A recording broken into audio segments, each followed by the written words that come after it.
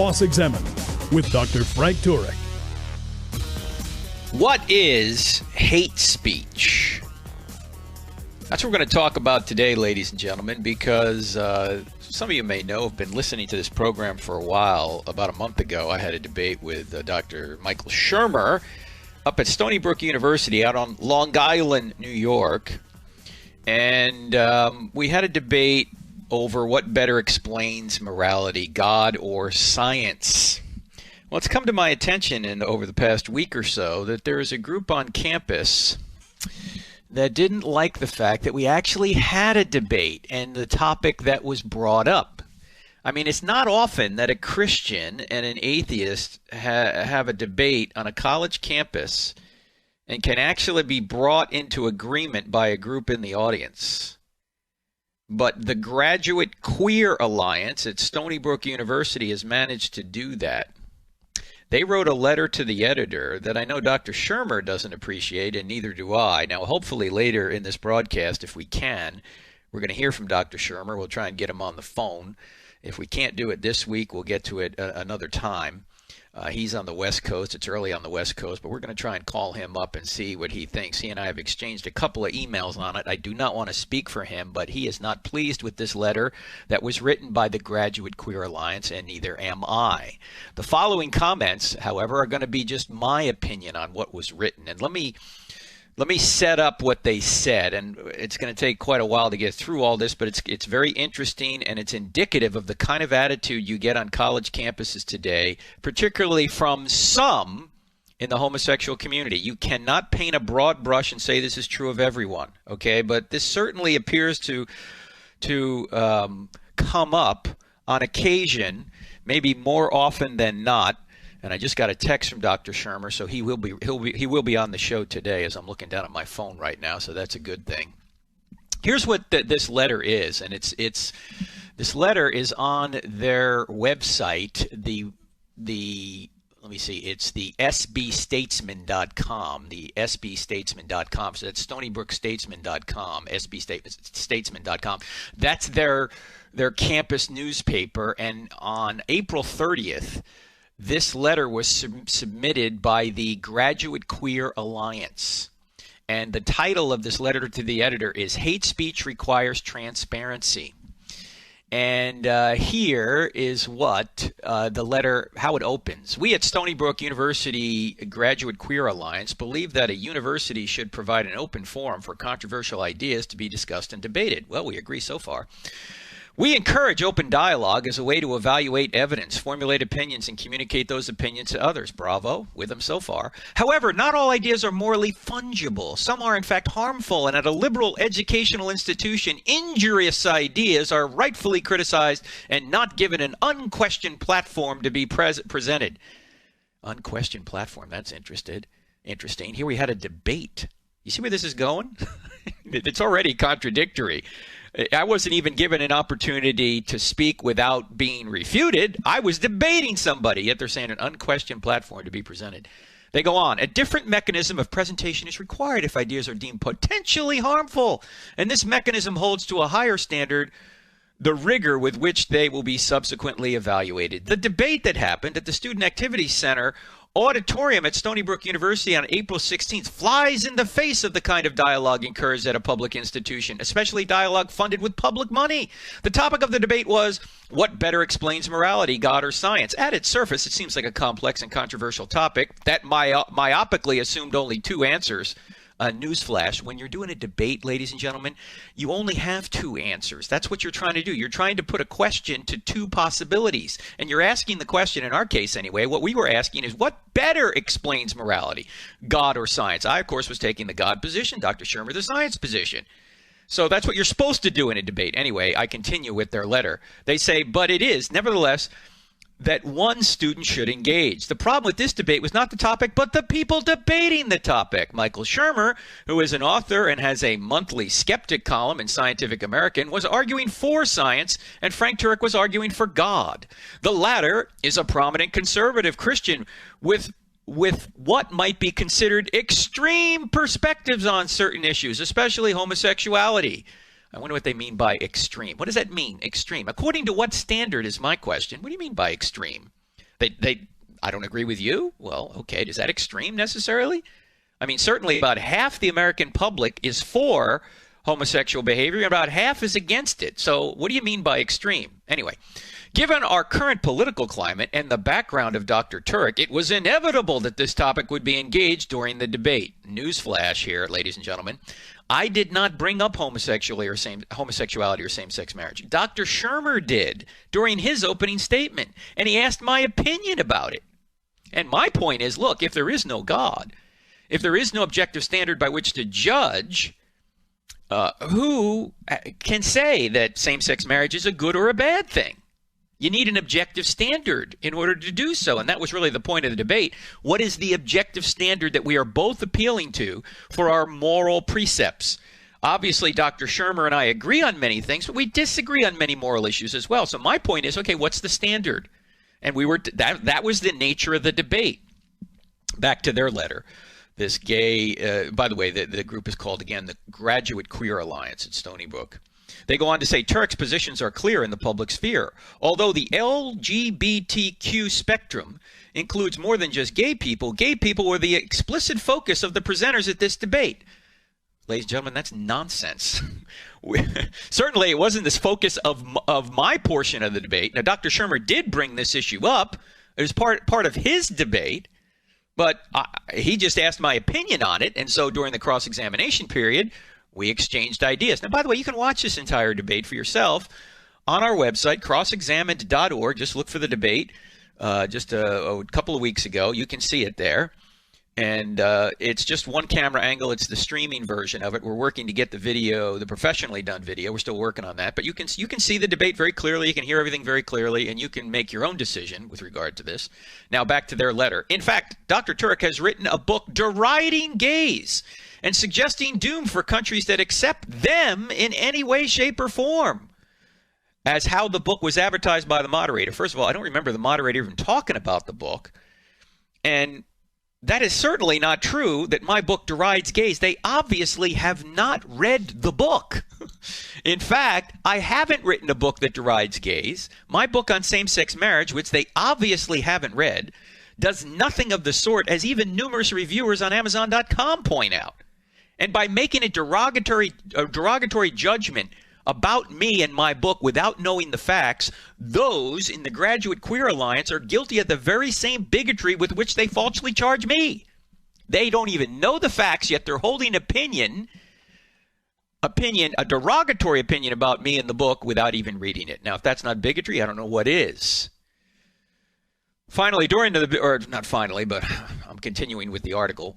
During the debate, Dr. Turek informed the audience that he has met many former homosexuals, but never a former African American. Well, that's true. Haven't you? Haven't you met former homosexuals? There are thousands of them.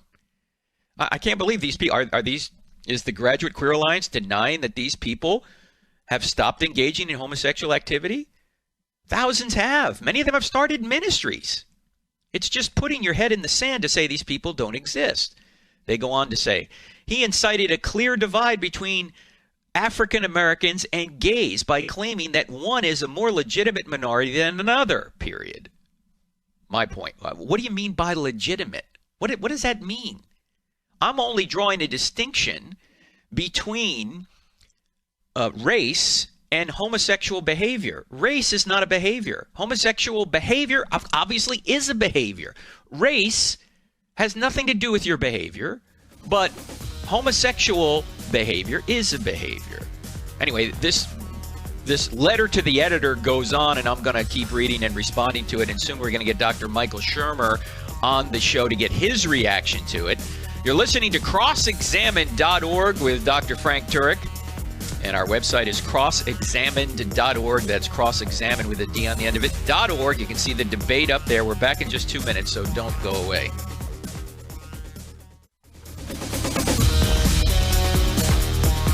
If you're low on the FM dial looking for NPR, go no further. We're actually going to tell you the truth here. That's our intent anyway. You're listening to Cross-Examined with Frank Turek on the AFR Talk Radio Network. By the way, if you ever have a question or comment, you can go to our website, crossexamined.org, and send it to me right then and there. And I'll take a look at it and get back to you if I can. Now we're talking about a letter today to the editor that was written at the Statesman, the Stony Brook Statesman, sbstatesman.com.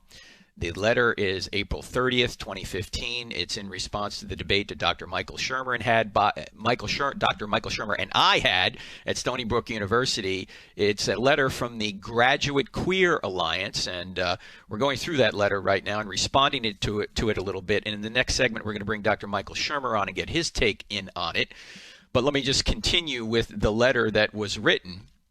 They go on to say that me, Frank Turek, also stated that gays have a choice in their sexual orientation. No, I never stated that. Most people don't have a choice about their attractions, but everybody has a choice about their actions. So I actually believe in the consensus position currently. The consensus position is that the causes of sexual orientation are not entirely understood. But for me, the issue isn't about orientation. The issue isn't about attractions. It's actions. And we're all responsible for the actions we choose. Otherwise, the folks from the Graduate Queer Alliance could not rightfully claim that gay bashing is wrong for somebody who feels they're just born with the anti-gay gene. Okay? Just because you may be born a certain way doesn't give you justification necessarily for engaging in that behavior. But this wasn't even, we didn't even talk about this much in the debate. So they are trying to put words in my mouth that I never said. At least I don't recall saying them. Maybe a review of the tape will prove me wrong. But my main point here is that it's not about attractions. It's about actions. And they go on to say, I say this because I'm implying that they could choose not to be gay. No, what I'm saying is they don't have to act on their sexual desires, no more than I have to. He goes on to say, or they go on to say, Dr. Turek discussed how a homosexual lifestyle was deadly. And when pressed by Dr. Shermer to define that lifestyle, he refused out of respect to the audience, implying the implied vulgarity of the answer. Vulgarity? How about maintaining common decency? There were children in the audience. Why would I go into the mechanics of homosexual sex when all the adults already know what it is? I wouldn't even be talking about heterosexual sex, the mechanics of it in there. So again, they're insinuating things that were never intended. I'm not going to get into the mechanics of homosexual sex. And by the way, the homosexual lifestyle is deadly from a medical perspective. That's what the data show. And anywhere between 8 and 20-year reduction in lifespan. All sorts of diseases that the heterosexual community does not experience. Now, that may be an inconvenient truth, but it's true. Then they go on to say this refusal to discuss the homosexual lifestyle came following his 20-minute debate introduction where he showed Nazi propaganda videos and discussed torturing and murdering children in Nazi death camps. His implication was that the homosexual lifestyle is in some way worse and more discourteous than these genocidal war crimes. This, ladies and gentlemen, is absolute nonsense. First of all, I was not implying anything about homosexuality when I showed that video because homosexuality had nothing to do with my presentation. It was Dr. Shermer who brought up the topic later during the cross-examination period. So this was, let's see, by the time homosexuality came up in the cross-examination period, that was probably about 30 minutes, maybe 40 minutes after I showed this little Nazi propaganda video. So it had no connection to homosexuality. The only purpose of the video I was showing was to demonstrate that Hitler thought natural selection gave him justification to kill the weak. And that's why I was pushing back. I was using that to point out that Dr. Shermer's claim that evolution could tell us, or evolution could tell us how we got these moral ideas, could easily be shown to say, well, evolution gave Hitler the moral idea to kill the weak because after all, it's just survival of the fittest. That was the reason I was using the video. Had nothing to do with homosexuality. So this is the most uncharitable, incorrect letter that you could possibly write on this issue. They go on to say this, in addition to this nonsense, yeah, it is nonsense because that's not what I said. In addition to this nonsense, Turek was openly and unabashedly, here we go, Islamophobic, sexist, and misogynistic. Now, where they get this from, I don't know. Dr. Shermer did ask me he tried to say that Islam and Christianity are worshiping the same God, and I forcefully pointed out that wasn't true. Any Muslim scholar and Christian scholar would agree that they don't worship the same God. Obviously, Allah is a single monotheistic being whereby Yahweh is triune. Also, Allah, by their own admission, is arbitrary, whereas Yahweh is not. Yahweh is the ground of all goodness, the ground of all truth. And by the way, when they use slurs like Islamophobic, sexist, and misogynistic, what do they mean? Well, what evidence do they have for them? Look, I'm commanded to love everyone, but that doesn't mean I must agree with how people behave. To the Graduate Queer Alliance, you obviously don't agree with how I behaved at the debate. Should I call you a Christian phobe? Why do you have the right to disagree with someone's behavior, but I don't? Do you see? I mean, this is so far out in left field, yet unfortunately many college students think this way. Then they go on to say that, and by the way, I hope the Graduate Queer Alliance understands where Islam stands on homosexuality. And they should be Islamophobic about that particular belief that Orthodox Muslims have. And that belief is that homosexuals in many cases should be killed. So, I mean, I don't understand the alliance between many in the gay community and the Muslim community, but there is an alliance there somehow. Tragically, if ISIS were to ever take over America, probably the first people they would execute would be homosexuals. I don't understand why these people don't get that. Continuing with their letter, he misrepresented the views of a variety of other groups as well, such as, I don't know what they're talking about, and mocked and denied the theory of evolution. Now, I don't recall us debating evolution, but I do deny the theory of macroevolution, as do a majority of Americans, but so what? As I pointed out in the debate, if there is no God and macroevolution is true, then no one has a right to anything, including the Graduate Queer Alliance. There's no right to same-sex marriage or natural marriage. There's no right to anything if there is no God. And by the way, there's no difference between gay marriage and gay bashing if there is no God. Because if macroevolution is true, we're just overgrown germs dancing to our DNA. So there's no moral rights or moral or immoral behavior. We're just moist robots. Then they go on to say this, the Graduate Queer Alliance, after saying that I denied the theory of evolution, they said the same week, I did this, the same week that scientists at Stony Brook discovered humanity's oldest stone tools, period. Now, my question is, what does this have to do with evolution? Whether we evolved or not, our ancestors used tools. Because we find tools, does that mean macroevolution's true? I mean, what planet are these people coming from when they say things like this? Then it really gets ugly here, ladies and gentlemen. They say Turek's propaganda is so far from the truth that it should be self-evident in the 21st century, and especially in the millennial generation that currently attends Stony Brook, that a speaker who holds these beliefs should not be given such a prestigious platform to speak in the first place. This is not an issue of free speech, not the least because the views that Dr. Turek expresses have already been evaluated and exchanged in public forums countless times, and it has been concluded that they are indeed wrong and harmful. Oh, wow. I guess they have just decided that all the great debates that we are having about same-sex marriage, homosexuality, I assume they throw abortion in there too, and evolution, all these debates have already been decided, so there's no reason to even talk about them anymore. If this isn't totalitarianism, I don't know what is. They go on to say, we do not tolerate people who advocate for ridiculous things like racial segregation in schools and unquestioned platform to speak, despite the fact they're allowed to express these views in other public forums. Now, was I advocating racial segregation? Obviously not. But it certainly sounds like you, the Graduate Queer Alliance, are advocating religious segregation. That people who don't agree with you, because maybe they have a religious viewpoint, should not be able to speak at a public university. That's really what's going on here. And it's not just my religious views that cause me to disagree with same-sex marriage or homosexual behavior. I think these are rooted in the very laws of nature.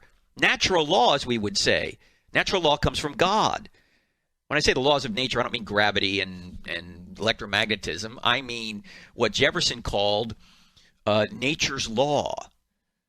The In fact, this is why many of our founders called homosexual acts laws against nature, because they're against the natural design of the body. Now, yeah, it does imply a God, but it doesn't necessarily have to be the Christian God.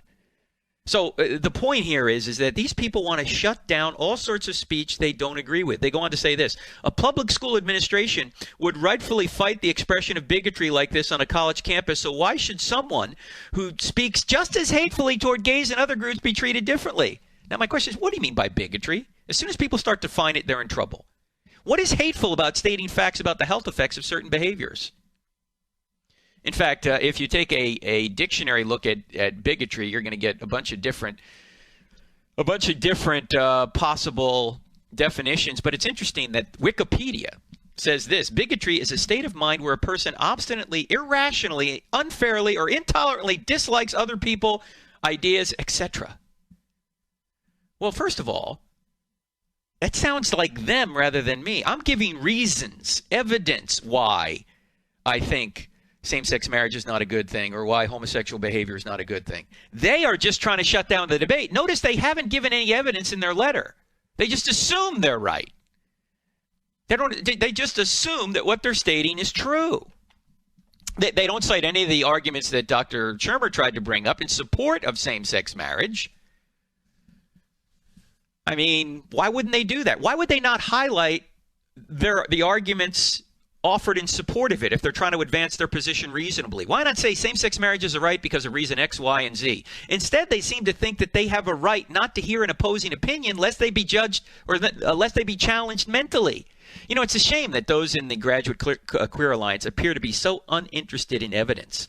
Unfortunately for them, as the late Christopher Hitchens put it, what is asserted without evidence can be dismissed without evidence.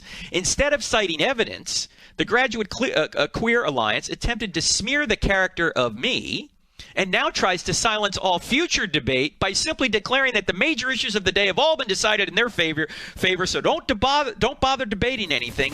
We know what's right, and you have no right to express your wrong opinion. If that's not un-American and unconstitutional, I don't know what is, friends. But this is the kind of totalitarian impulse that we're getting sometimes. Now, we're going to get Dr. Shermer's opinion on this, and I don't know completely what it is. We haven't talked about it yet, just exchanged a couple emails, so don't go away. When we come back, we're going to be with Dr. Michael Shermer, an atheist who I debated at Stony Brook in just 2 minutes, so don't go away.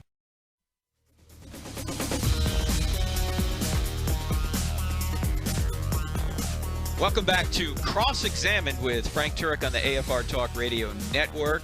We're talking about a letter that was written to the Stony Brook Statesman, which is the newspaper at Stony Brook University, after Dr. Michael Shermer and I had a debate on what better explains morality, God or science. Dr. Shermer was taking the science position. I, of course, was taking the God position. And this letter, I thought, had a lot of egregious errors in it and a great totalitarian impulse to it. And I've been going through the letter in the first two segments of the show, but I wanted to bring in Dr. Shermer and ask him what he thought about the letter. Now, Dr. Michael Shermer is the founder and editor of Skeptic Magazine out there in California.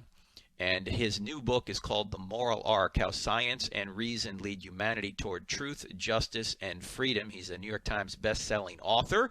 He's debated many Christians before. And our first debate was just last month, as I mentioned, at Stony Brook.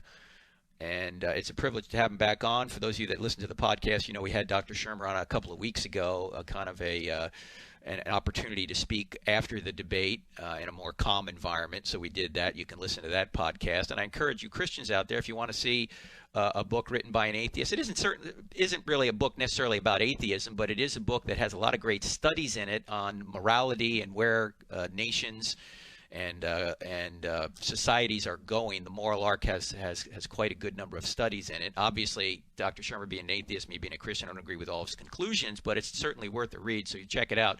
Now, Dr. Shermer, thanks for being back on. What did you take from this letter written by the Graduate Queer Alliance? Well, I was pretty shocked by it, frankly, and discouraged. I mean, these are supposedly my people. It's a cause I support. I wrote a whole chapter in the Moral Arc on gay rights, same-sex marriage is one of many rights revolutions that have unfolded: civil rights, women's rights, gay rights, animal rights, and so forth. And it's the kind of attitude they have. This, the other side should not be heard. We were not informed about this debate, so we could protest it ahead of time. They must not have been paying attention because we all did everything we could to promote this debate. And filled the hall because of all the promotions. So they must have been asleep for the 2 months before. Not only was the hall filled, Michael, but I don't know if you know this, but that was the biggest event they ever had in that room, which held 650 people. Not only that, there was an additional 200 people outside the room watching on closed-circuit TV. Oh, wow, I did not know that. Yes. And it was streamed live, so how could they not know this was going on? Yeah, well, of course, it's an after-the-fact thing, and the debate was not about same-sex marriage. That just came up tangentially, and I brought it up, not you. And I brought it up for a reason, because it's a personal cause of mine, and also it's a moral revolution we're undergoing right now, and that there's vigorous debate. And this idea that they have that, we should not debate it because we wouldn't debate, say, but did the Holocaust happen or slavery or something like that. Well, no, we wouldn't debate that now, but back then they would and did.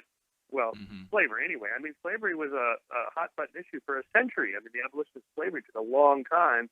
And if you watched Spielberg's film on Lincoln, that's what that film was about, was the abolition of slavery, the passage of the 13th Amendment, and all the vigorous debates in the halls of Congress. So the idea that, the other side should not be heard is the very opposite of what free speech and open debate is all about. I mean, that's the whole point, is let's hear the arguments on both sides, and ultimately we believe that, that reason will triumph. And as Jefferson said, that the best disinfectant is sunlight. And I've always had that attitude and skeptic. We've had no problems publishing the claims of the Holocaust deniers, for example. We did a whole issue of it, and I wrote a whole book about it, in the belief that no, they shouldn't be silenced. They go ahead and make your best argument. Let's hear what you got, and let's see your evidence, and then we'll evaluate it. That's the only proper way in a free society.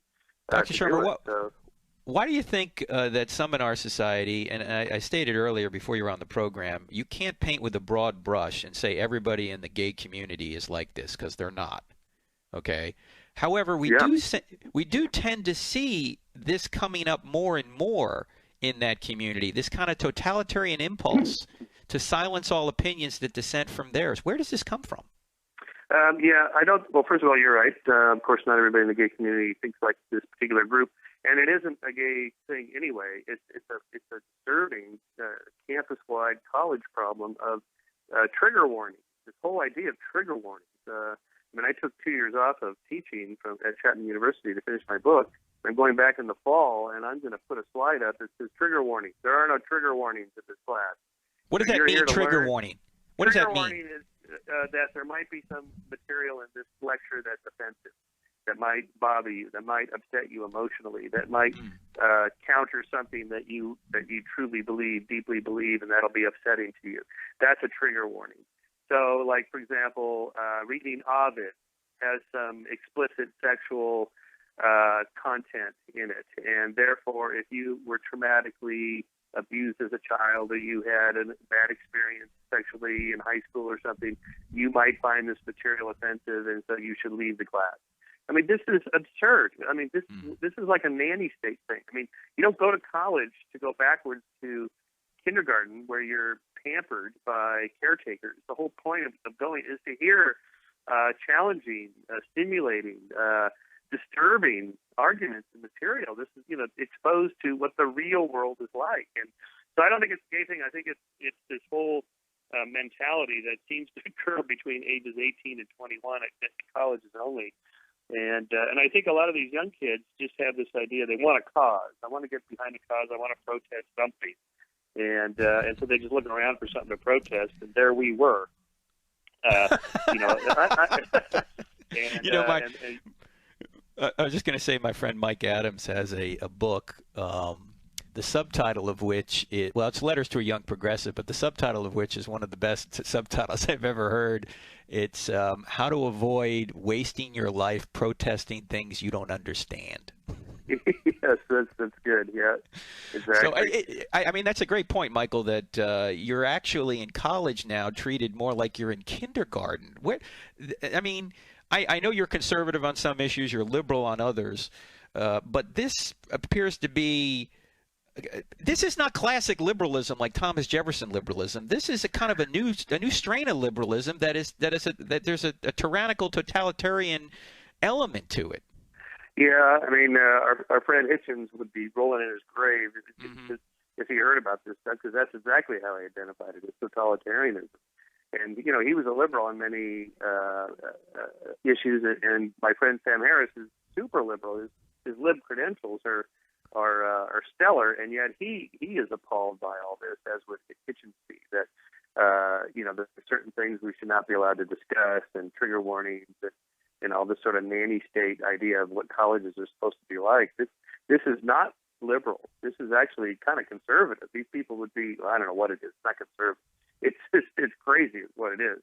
And these true liberals that believe in free speech and individual autonomy and so forth should be and are appalled by this movement. This has to stop.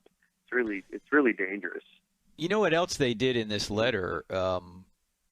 What's very obvious by its absence is there's no evidence for or against same-sex marriage in it. And I know we didn't have a lot of time because it wasn't the topic of the debate, as you mentioned. You were trying to give at least some arguments for same-sex marriage. I may have tried to give some arguments against it, but they don't state any of that. They're not even. Yeah.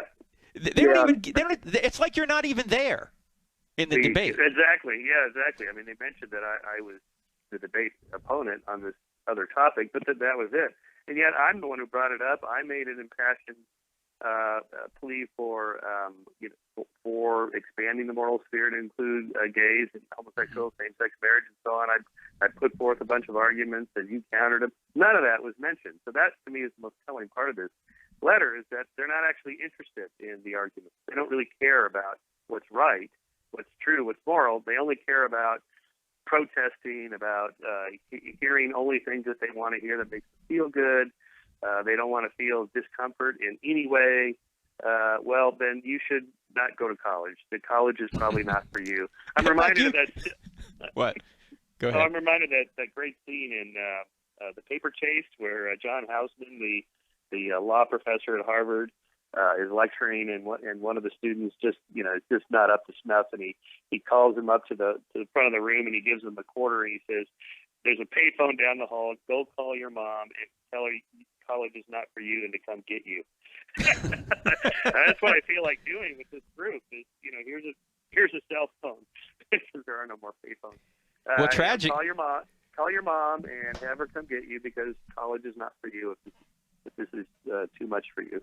Well, tragically, life is not for them if they can't handle disagreement, because you're going to get disagreement in life as well. I mean, why do they think that when they walk out of the door of a college that suddenly everybody's going to agree with them, and they seem to have this idea that they have a right not to hear an opposing opinion? Where does this come from?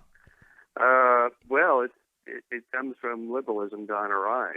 It's this idea that that the state should protect us, or some organization, not just the state, but some nanny, a father figure, should protect us from harm. And can you imagine these people going in, getting a job at a corporation, where there's constant politicking and debating and arguing and this sort of thing, and he said something that was offensive, and it's just crazy. I mean, that's not the way the real world is. And so, the only way to counter is with better arguments. Just make your voice heard with better arguments, and then whatever happens, happens. It's just the way it goes. Well, we are currently drafting a joint letter, or a joint column. We're drafting a joint letter to these folks at the Graduate Queer Alliance through the Stony Brook Statesman newspaper. So you guys can look out, you listeners here can look out for that. Dr. Shermer and myself will draft that together, and then look for a article hopefully here shortly, both on the Huffington Post and townhall.com, because we're going to put our heads together on that as well.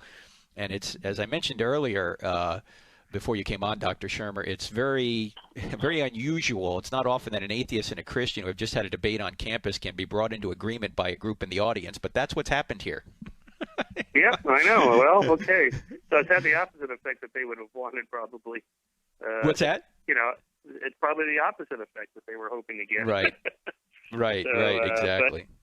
But so, we should stand up and fight for free speech all of the time and open debate. I mean, the part of moral progress, I claim, over the last couple centuries has been the fact that in America and a few other societies, you're allowed to debate things. Dr. Shermer, hold the thought. We're going to come back in just 2 minutes, and we'll complete that thought. We're talking to Dr. Michael Shermer's book, The Moral Arc. You should check out. Also, we're responding to a letter that was written by the Graduate Queer Alliance at Stony Brook, and we'll continue that discussion in just 2 minutes. I'm Frank Turek. Don't go away. On with Atheist, Dr. Michael Shermer of Skeptic Magazine. Don't go away. Be right back in 2.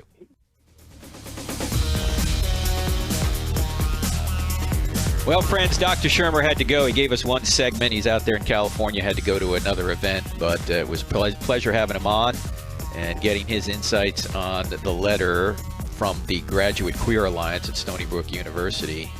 I can tell you, it is not often that an atheist and a Christian can agree on something after a debate, but we certainly agree on this, that free speech is necessary, and the intolerance of the people who say they're fighting for tolerance needs to be exposed. And unfortunately, this is what's going on, not just at Stony Brook, but many other universities. There are speech codes. There's all sorts of unconstitutional restrictions going on, and it needs to be stopped.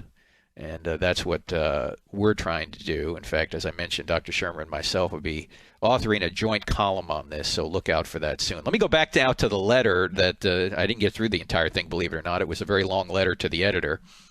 They go on to say, this is the Graduate Queer Alliance. We may live in a country and in a world where many people do, in fact, agree with Dr. Turek. However, this does not change the fact that what he is saying is factually incorrect and harmful to students. Where they come up with this, I don't know. What do you mean it's factually incorrect? Why don't you give me some reasons it is? They go on. Again, disagreement and debate on social and moral matters, even when there is a common set of facts, is the crux of a liberal university culture. True. Free and open debate should be encouraged, but not when what is being said is so clearly wrong and clearly harmful to others.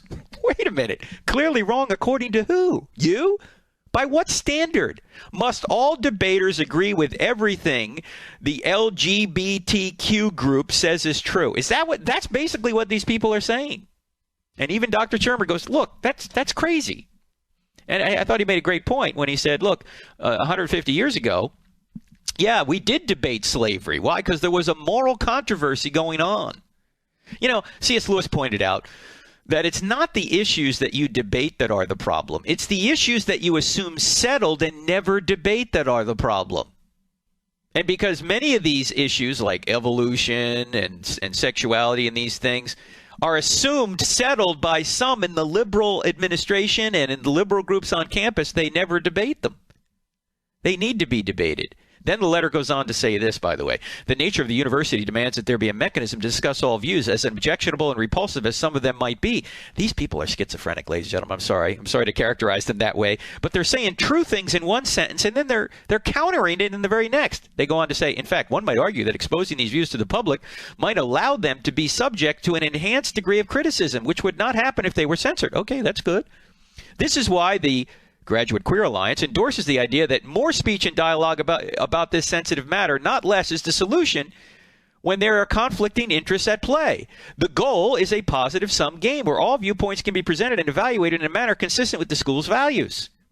When Columbia University invited the Holocaust-denying former president of Iran to speak at the school, there was, of course, protest, and rightly so. However, the event was widely publicized, and constructive criticism of the event happened both before, during, and after. Indeed, the president of the Jewish organization Hillel signed a declaration of support for the event, and at the same time criticized the school for not giving students more notice for the event. As far as the LGBTQ community at Stony Brook University is concerned, Turek's views toward us were similar to Ahmadinejad's towards Jewish people. What? How so? Ahmadinejad wants to murder Jews. I love all people and want what's best for them. I realize they may disagree with my definition of best, but this is America. We can agree to disagree. At least we're supposed to be able to do that. As soon as we have to run everything past the thought police, we're no longer free. In fact, I can't believe that these people are saying they didn't know the event was occurring. As I mentioned earlier, it was the biggest event they've ever had in that room. It was packed out, 650 people, 200 people outside watching on closed-circuit TV, and they didn't get notice of it. They go on to say, Turek actively denies the existence of gay people. That's nonsense. I know many people who self-identify that way. I just don't think our identity is tied up in our sexual attractions or actions. That's my point. So they're uttering a falsehood. And they go on to say, it goes without saying that this nonsense should not be tolerated. What do they mean by nonsense? Let me ask them that. Where does sense come from? In order to have nonsense, there must be sense. Why do they think they're making sense? First of all, their claim isn't even true. Of course, I agree there are people out there who self-identify as gay, as homosexual. I just don't think that necessarily justifies them doing what they do. You know, the NAMBLA people are saying the same thing. We self-identify as pedophiles. But that doesn't mean that pedophilia is okay. Oh, Frank, you can't say that pedophilia and homosexuality are the same. I'm not saying they're the same. I'm saying the logic used to justify both is the same. That's what I'm saying. So if the logic is used to justify homosexual behavior because we just identify that way, we're born that way, then why can't the logic be used for pedophilia? You say they're different behaviors. Yeah, they are different behaviors, but it's the same logic. So you got to come up with a different argument for same-sex behavior than to say we were just born that way or we self-identify that way. There's a lot of things people self-identify, or a lot of conditions people may self-identify with, that doesn't make the behavior they want to engage in right. Many people self-identify as alcoholics, but that doesn't mean alcoholism's right. You've got to come up with a different logic. I'm not saying that behaviors are the same. I'm saying the logic needs to be changed. You need to come up with a different argument if you want to say that being born a certain way, whatever that means, justifies your behavior. It's called reduction ad absurdum. The logic is bad if it proves too much. Then they go on to say in their article here, their letter to the editor, President Lee Bolger of Colombia, in introducing the President Ahmadinejad, spoke out against the intolerance in Iran to his face. On the other hand, the event at Stony Brook was organized with support from the School of Social Welfare, which extolled Turek and New York Apologetics, which was the group that brought us in. The event was not advertised to students. Oh, it certainly was, ladies and gentlemen. That's why there were so many people there, even though it used public resources. Yes, there were posters everywhere on campus. It was all over Facebook. People were handing out cards on campus. They go on to say no notification of the no notification to the campus was given of the event. That's just false. It's just false. And they say that the gay community was not informed. Wait a minute. Must everyone get approval from the gay community to do something on campus? Anyway, this goes on, and it's just off the chart ridiculous. They go on to say this: it is incumbent upon the administration at all levels to ensure fair and open dialogue without bringing harm to any community on campus. In some cases, Turek's homophobic comments. What does that mean? What does homophobic mean? Homophobic comments are I guess any that disagree with the Graduate Queer Alliance. I guess that's it. Okay.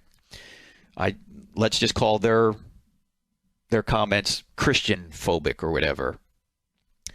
Ridiculous. Turek's homophobic comments were met with roaring applause, demonstrating the level of misunderstanding and lack of empathy for LGBTQ students. You know what, friends? It could be that they actually understood the arguments that were being given for same-sex marriage, and those arguments were faulty. Maybe they actually understood rather than misunderstood. You ever think of that? So they go on to say basically that everybody must get approval from them. They want to have it both ways, friends. When they disagree with someone, it is free speech and free thought. But when someone disagrees with them, it's considered bigotry. See, that's the problem. So they want an apology from the administrators involved in bringing Dr. Turek and his homophobia. Again, anybody who disagrees with homosexual political goals can't speak on campus, according to them. So they want the offices of the president, the dean of the students, the graduate school, and the university senate to reiterate the university's commitment to provide an inclusive environment for all students, especially the LGBTQ folks, to flourish and grow. Well, question, we've got conflicting values here. What about the Christians, Muslims, and Jews? Are they permitted to flourish and grow? Can they? What if there are two sets of values here? Which one do we decide we're going to support?